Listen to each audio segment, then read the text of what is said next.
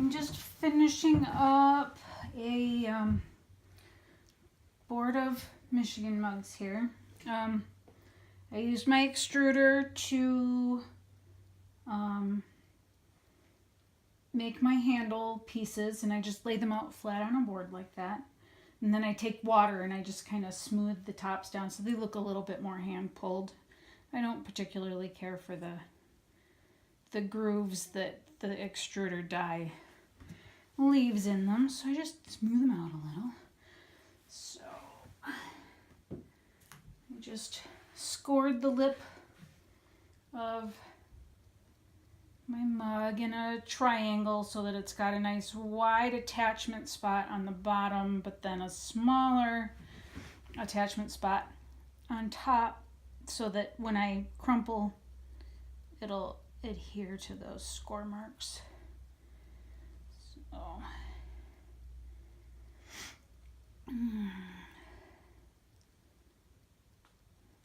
I did a video previously on how I do my handles and stamps, but back then I was pulling all my handles, so I'm not sure if I do anything differently now or not.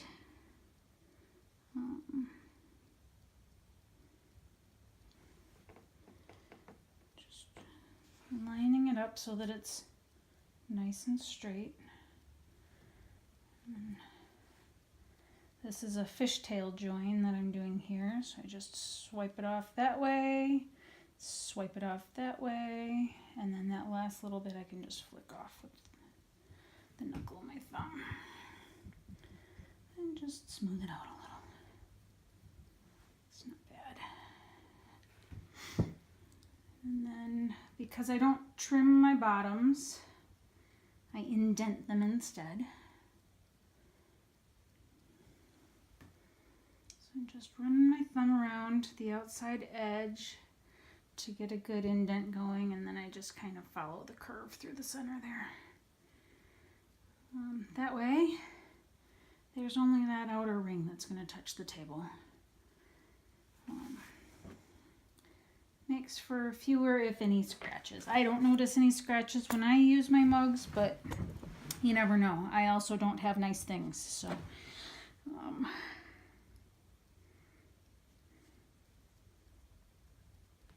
Still waiting for my kids to stop being teenagers and then I can get nice things. Sorry, I bumped the tripod there. Okay, so mark is put on the bottom of the handle. And now I'm just going to use the leftover bit from the handle piece for my stamp. And it's not quite big enough, so I'll borrow a little bit here.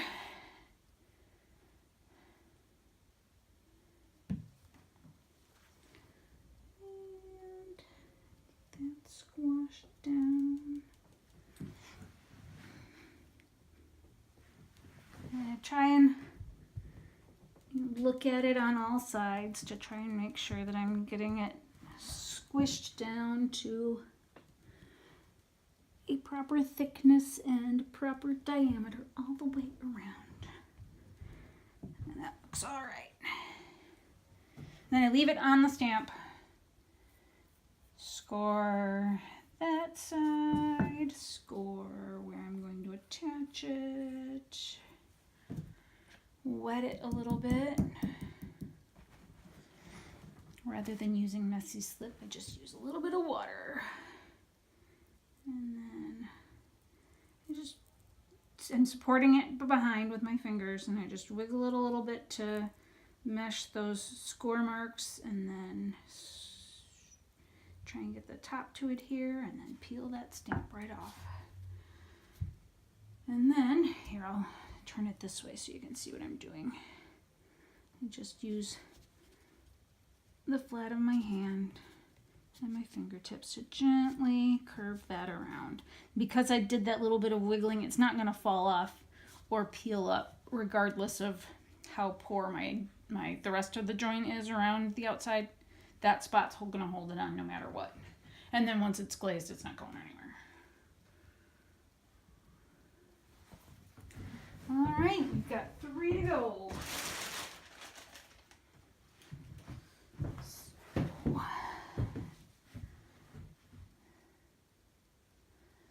thought about going in the house and getting my tablet so that I could use that to record so that I could still have my music going while I worked.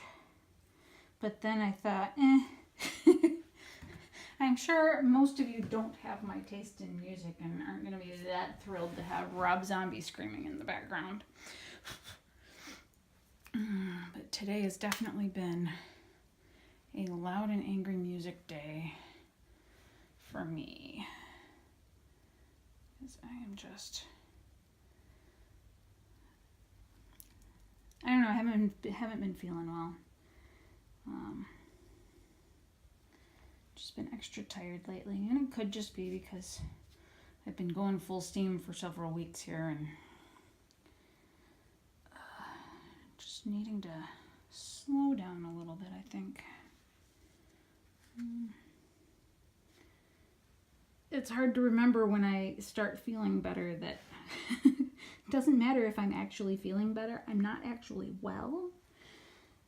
And I'm still actually sick and will sometimes feel like it. So that's been this week.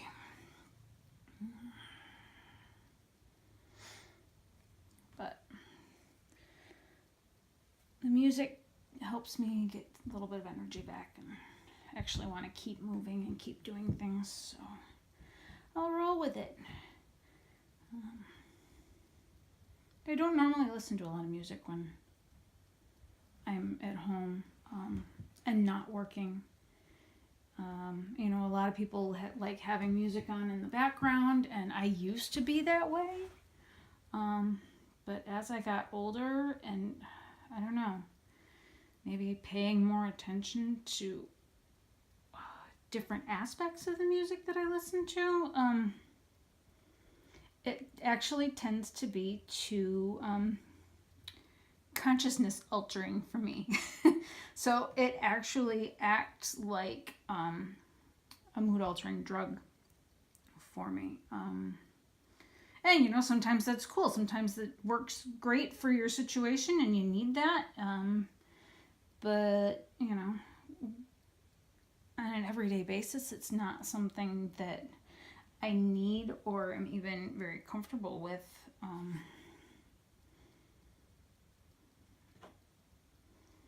I don't like feeling like I'm sucked into something that's not my reality at the moment. So, oh heck. How much did I bump that? Oh, we're fine. So, but when I was working in a kitchen, boy, that music was necessary to just get through the day. Working in a quiet kitchen would not have worked for me. But working in a quiet studio does work sometimes for me. Especially when I'm loading the kiln, or doing something that requires a lot of thought, planning, math, anything that I actually have to put my mind to. The music just sets me right off kilter for that kind of thing. Creative work, though, doing good. So, all right.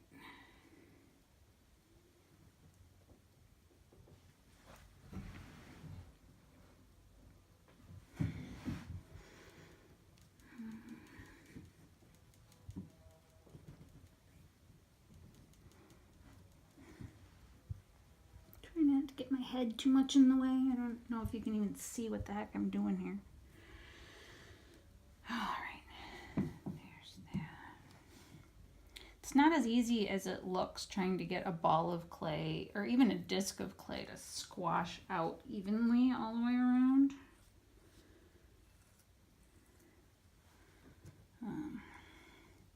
But I like the crinkly edge that I get when I do that, so I don't just, you know, squish it out and then trim it. I want it to be naturally even like that. So that I get that nice crackle. all the way around. It ends up being very pretty, I think.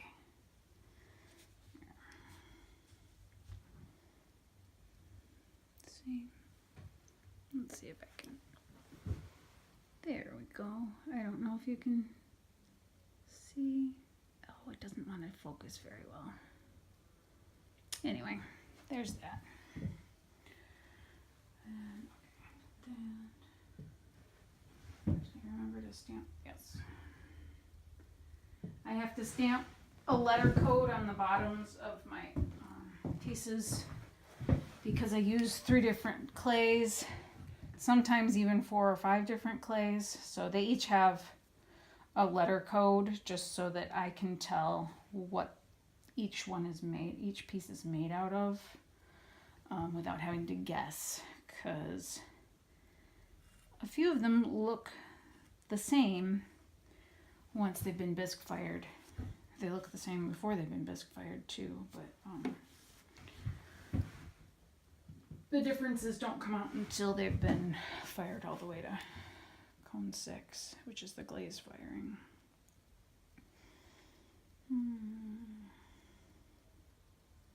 I'm just tapping fingernail marks into there. And then I just lick it to wet it because I'm gross like that. Actually, clay has a nice, well, earthy flavor to it. Go figure. I actually use clay toothpaste, so it's not such a foreign concept to me to be sticking clay in my mouth.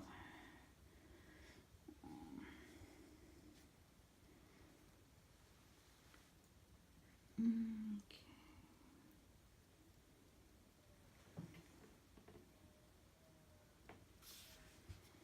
Lined up. There's that. 2.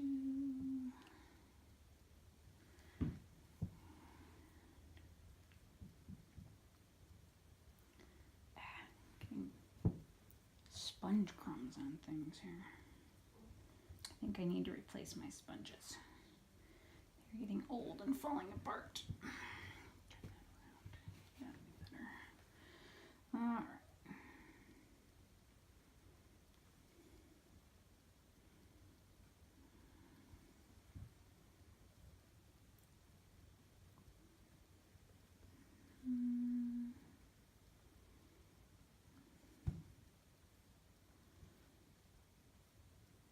There.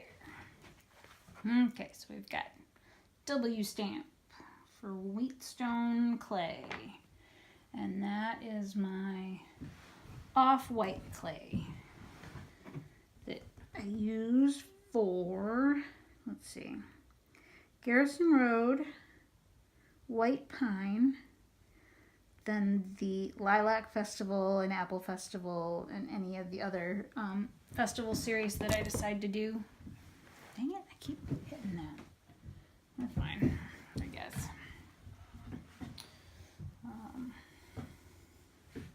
I don't know, I might decide to expand my offerings for that just because they all turn out so pretty. I use a cobalt blue with the white for Blueberry Festival, and that turns out really pretty. And then I could mix up a Hunter Green for Lumberjack Festival, but I don't have that one at the moment. That one takes a mason stain that I'd have to go down to Ann Arbor to get.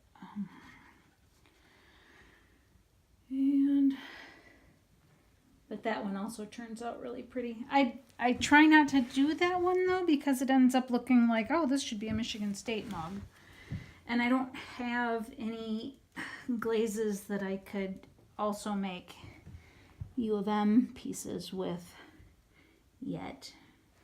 Who knows? I might be able to come up with something eventually.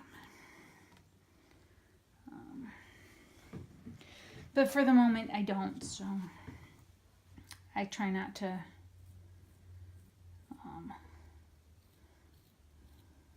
show any favoritism because I don't have a favorite. They're state universities. I don't care one way or the other. As you can tell, I'm not really a sports person or a big college kind of person. I tell my kids, I don't care where you feel like going to college. You'll take your first 2 years at Nuck like everybody else. It's our local community college, North Central Michigan College. It's an excellent college. Wonderful health profession training. So, you know, get top-notch nurses coming out of the program, top-notch paramedics, phlebotomists, you name it. Excellent art program.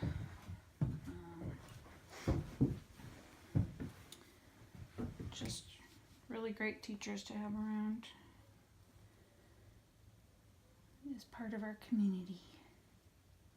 Okay, last one here.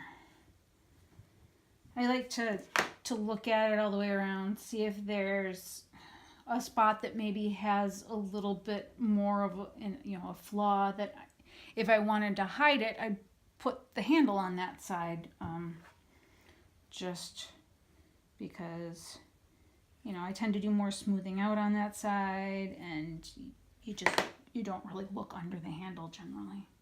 I don't know, can you see the black spots on there? I've been using an old piece of drywall for my wearboards, and I've had these pieces sitting under plastic for over a week. They start to grow mold. And you'd think that would be a bad thing, but it doesn't do a dang thing to the clay. If this was clay that I hadn't used yet, and it was just sitting there waiting to be used, it would actually be beneficial to the clay. It aids in plasticity, which is, you know, the bendability of the clay. The more plastic your clay is, the less likely it is to crack when you're working with it. So mold actually helps with that, which you wouldn't think, but, you know, there we are. It actually does help. But yeah, that mold will just burn right off in the first firing, and you would not even know that it was there. There's not a thing that stays behind once it's fired. Okay.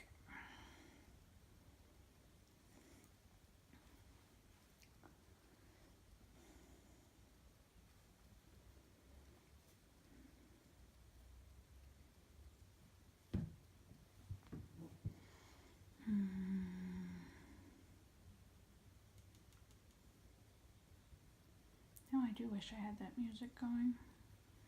That was a lot of fun. It's been a long time since I've listened to anything Rob Zombie.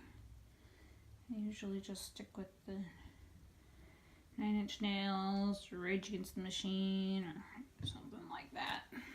But it happened to be there on my Amazon Music thingy, and 9 Inch Nails' new album isn't available on that streaming service. But, you know, whatever. That's a musician's choice, whether or not they're going to allow that or not. So Trent keeps other things available for us, so I can deal with that.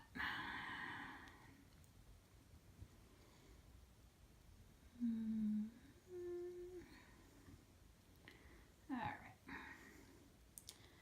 Get that smoothed out around the edges. There. Last bottom stamp.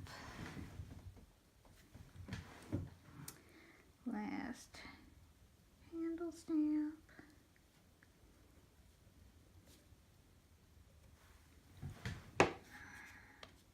Isn't that pretty? I do love my stamp. I need to get that registered one of these days. With me having enough pieces out across the country now, because people get stuff for gifts for family, it would be nice to have my mark registered, so if somebody gets a gift with my mark on it, they can look it up.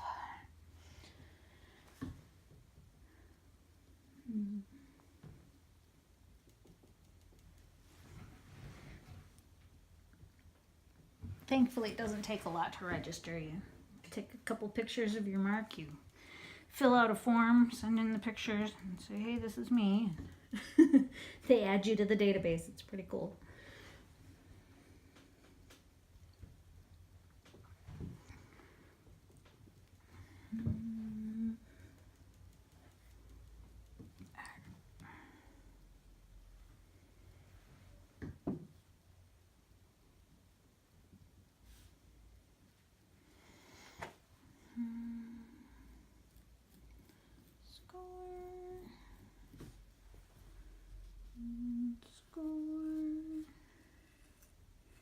I did half of these with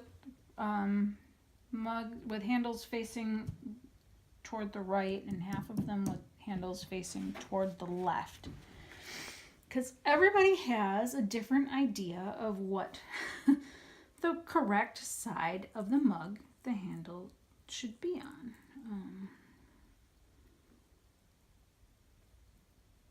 So I do both. And then they can decide, and left-handed people are accommodated just like right-hand people are, and nobody goes away unhappy unless I run out of the one that they want. Which I've been doing less and less of. I'm able to keep my inventory up pretty well lately. So, all right, there's that. We're done for the day. Well, done with this part for the day. I've got cleanup I've got to do. I've got some more stamping that I could do. I need to go check and see if my kiln elements showed up. If they did, then I have kiln repair to do. All kinds of stuff. There is always something to do around here. Oh yeah, and I have a chunk of drywall I need to cut up and make new boards because I'm running low. And I've got mold growing on some of them. And one of them cracked on me, so can't use that anymore. All right. I'm going to go get to work on those other things then. Thanks for sitting here and watching me put handles on things. I'll see you next time.